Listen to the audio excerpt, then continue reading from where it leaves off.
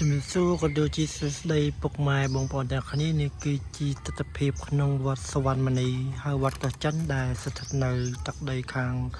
ស្រុកកោះស្ទឹងនៅភូមិកោះចិនឃុំកំពង់រាបទីតាំងនេះដែរស្ថិតនៅជួរដងទន្លេមេគង្គដែលវត្តនេះគឺស្រស់ស្អាតណាស់បងប្អូនមានផ្ទះប្រជាពលរដ្ឋគាត់រស់នៅច្រើនដែរនៅម្ដុំនេះ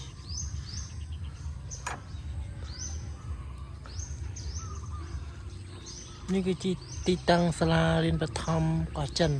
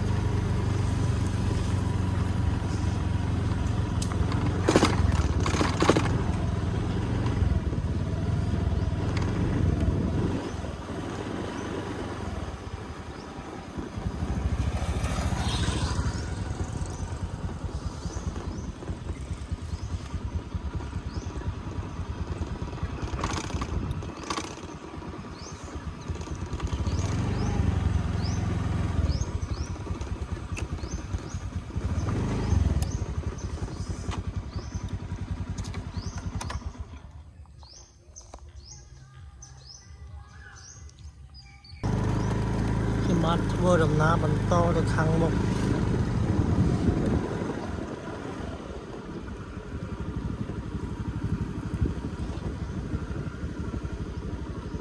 នេះជាវិហារវត្តនេះផ្លូវបេតុងមួយខ្សែមានសភាពស្រស់ស្អាតណាស់រដូវវស្សាចាប់ផ្ដើមមេឃភ្លៀងរកភ្លៀងនេះបងប្អូនទិដ្ឋភាព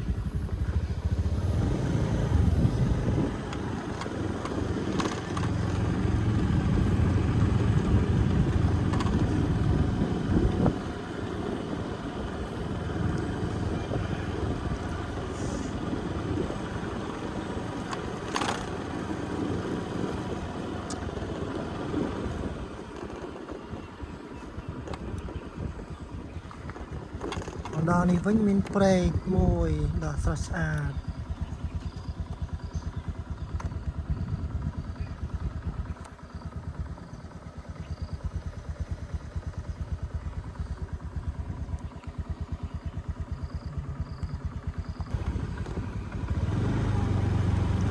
ហើយចំណែកនៅទល់ខាងមុខនេះគឺជាផ្សារតូចផ្សារក្រមួន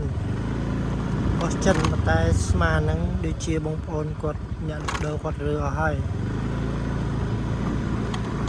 ផ្សារនេះដូចជាតូចដែរពុកម៉ែបងប្អូនលក់តិចតួចដែរទេ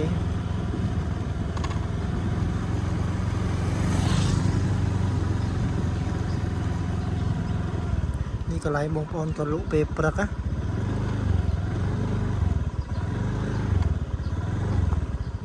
គឺលក់ប៉ុណ្្នឹងឯងសម្រាប់បងប្អូនអ្នកភូមិគាត់ទិញអីចឹងទៅហើយទីតាំងខាងមុខក៏ជាខ្លោងទ្វារវត្តដែលកំពុងតែសាងសង់មិនទាន់ហើយទេអញ្ចឹងខ្ញុំជិះទៅមើលតែបានប្រហែល200ហើយ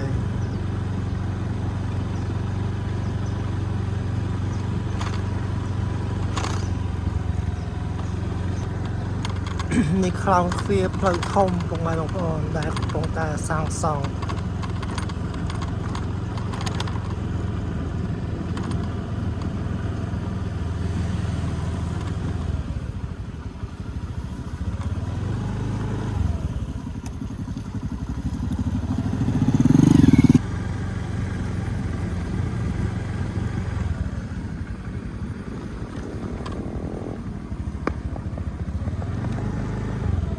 វត្តខ្លោងទ្វារវត្តសវណ្ណមនីកោះចិន